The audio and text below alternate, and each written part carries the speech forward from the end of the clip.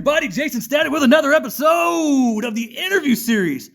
I'm Jaysin Static. You, sir, are? I am the anomaly, I.P. Mason. I.P. Mason, the anomaly. How long have you been in the wrestling industry? Started training around June 2021. Okay. I've been in this business for about 3 years. Made my debut in St. Louis, May of 2022. Ooh, okay, so you've been around a little while. And I see you around at a lot of the shows. So you're making your rounds, getting those reps in. That's good. But now you're going to get this rep in with these questions. Are you ready? As ready as I'll ever be. Let's All do right, it. man. This one might be controversial, and I'm sorry that I have to do you like this.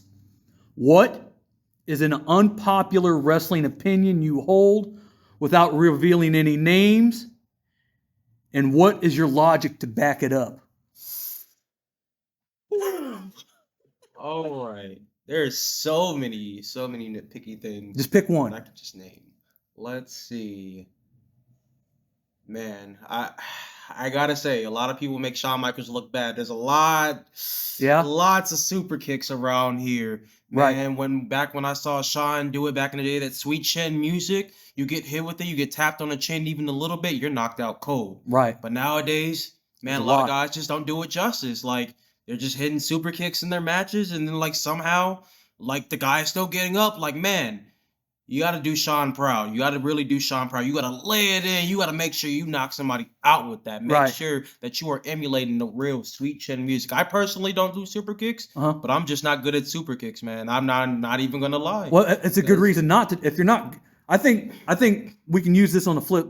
I'll even add to what you're saying. It's not one of my nitpicky things. I have a lot of nitpicky things that I have. Maybe I'll answer it on when I do another one of these episodes with myself. Is if you're going to do a move, I feel that sometimes you might not be able, if you're not good at doing it, don't do it. Yeah. You know what I mean? Because it not only does it make the person who popularized it, whether it be, Shawn Michaels with the super kicks, since we're sitting here talking about super kicks, it also makes you look goofy as a wrestler. If you're not getting that full extension where you're popping them right on the bottom of the chin, don't do it. Because it makes you look bad. It doesn't, as much as people want to say is it does a disservice to Shawn Michaels. I think it does a bigger disservice to you because it makes you look goofy. Mm-hmm. Especially if you don't, like you said, if you don't get that full extension on it, you don't load it up the right way.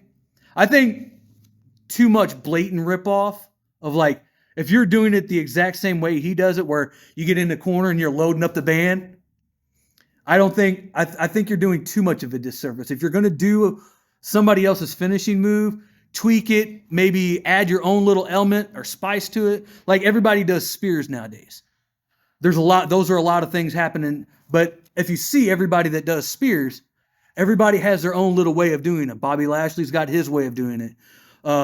Goldberg's got his way of doing it. Rhino's got his way of doing it.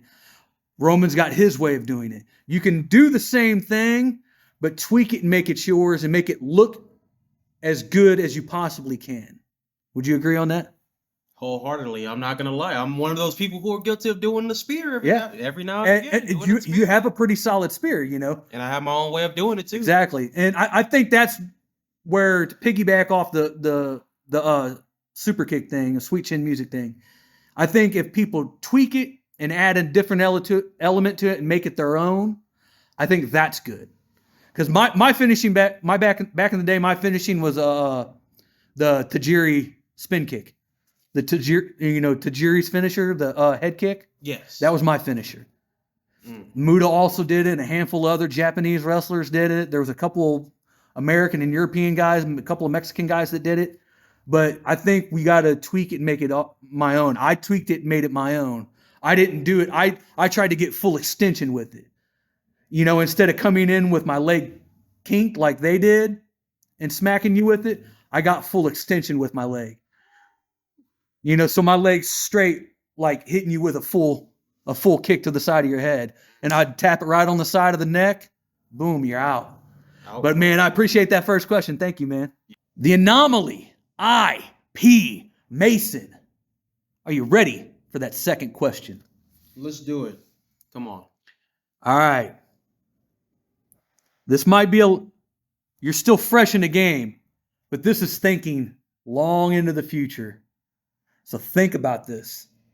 How do you see your career evolving post-retirement, and what legacy do you hope to leave behind?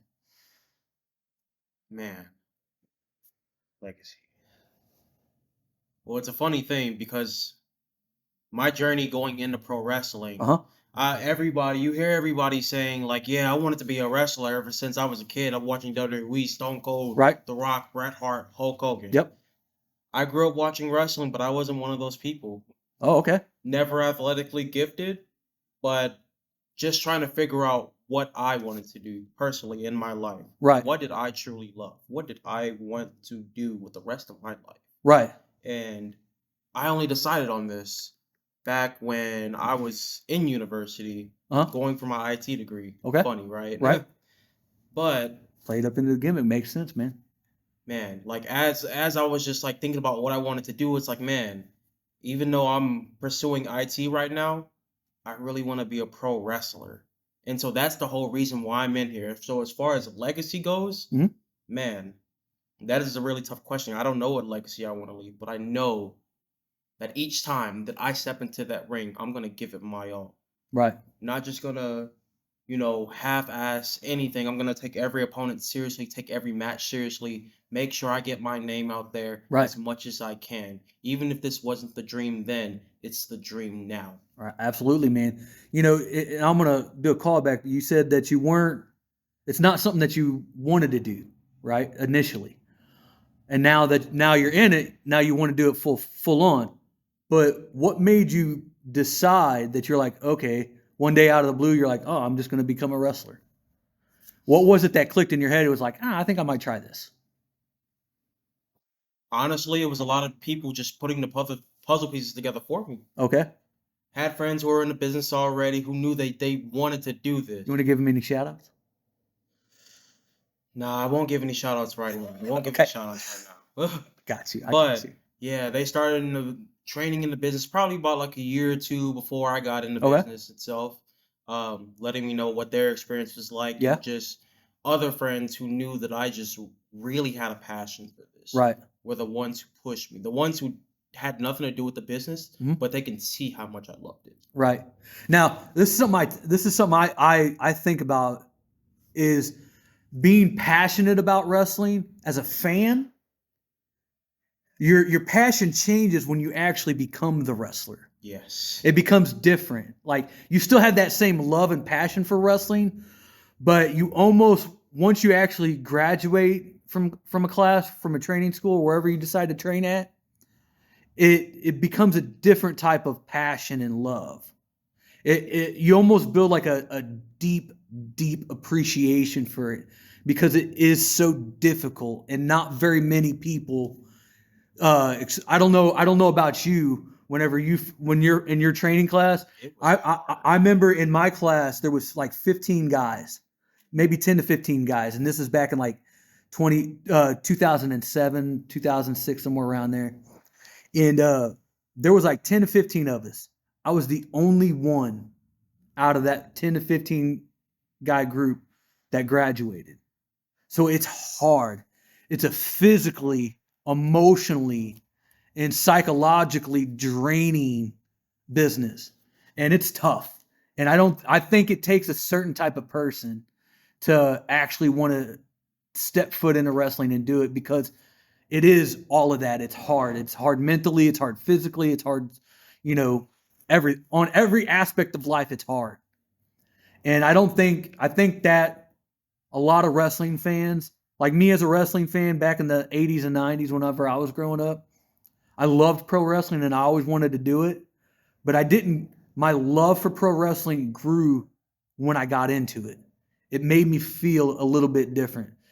I wanted to seek out new knowledge. Hell, it's one of the reasons why I do these interviews, is I want to establish a baseline of knowledge from guys new in the business to guys that are old in the business, no name guys to huge name stars. That's what my goal and my dream and my passion is right now, is doing these interviews, is trying to have a baseline knowledge where people can drop knowledge, like real passion knowledge, and show the passion that wrestlers have, because I don't think a lot of people are in that game. A lot of people in the game of interviews and stuff like that don't do it like that nowadays. I'm all about the positivity and the passion and the appreciation and building that, because to me, I think at one of the last shows that we were at together, you were in the ring with me. For me, wrestling is an emotional business. You got to build emotion out of somebody. And if you're not doing that, that's what I'm trying to do. I'm trying to build connections with people. Sitting on the opposite side of this camera, I'm trying to build a connection with you to make you see something different. Same as you, I want to connect with you. I want the fans to connect with new people, man. But I appreciate what you said, man. You got anything to promote? Anything else you want to tie in onto this rest of this conversation here? Man, lots of places coming up. Anywhere you can find me at Cottage Hills Wrestling Alliance. Yep. Some of you may know it as CHWA out yeah. in Edwardsville. Nice group of guys. You may see me out at PWE, Dynamo Pro Wrestling out in Farmington. Got a few shows coming up there. If you want to follow me on Instagram, IP_anomaly. Okay. That's the hashtag, or not the hashtag, the handle right there. Okay. Also, if you want to see any tag team wrestling, me and my partner Cordell Kane, Mr. Double C's, we are known as Gateway Underground. You can catch us also at PWE SNPW. And you might just catch Cordell Kane on an upcoming episode of the Pro Wrestling Interview Series. But man, you got any merch, anything like that? No merch yet. It's all still in the works. You got to get on that merch game, man. That's gonna help. That's gonna help get that bread up. It's gonna help get you out everywhere. Oh, don't worry. I hack back account. It's fine. But you don't want to say government. He doesn't really do that. He doesn't really do that. We don't want to do that, but we're gonna run this out just like we always do. Jaysin Static across all social media: Facebook, YouTube, Instagram. Check me out. Fight Club Wrestling Academy on Facebook, YouTube. Check me out. That's where we're at right now. We're here on YouTube. We're live with the Anomaly, IP Mason. Do you like IP Mason? Tell me how much you like him. Tell me how much you dislike him. If you hate his guts, tell me you hate his guts, because guess what? That runs up the algorithm, and that helps me and it helps him. Last but not least, like we always do, I don't have the 138co.com website anymore. I'm working on something new. I'm going to go bigger and better. I'm not quite sure how I'm going to do it, but I'm going to do it. So if you want merch, Jaysin Static merch, Fight Club merch, or the 138 streetwear merch, that's wrestling based for the pro wrestler. If you want that stuff, hit me up on any of the social media down below.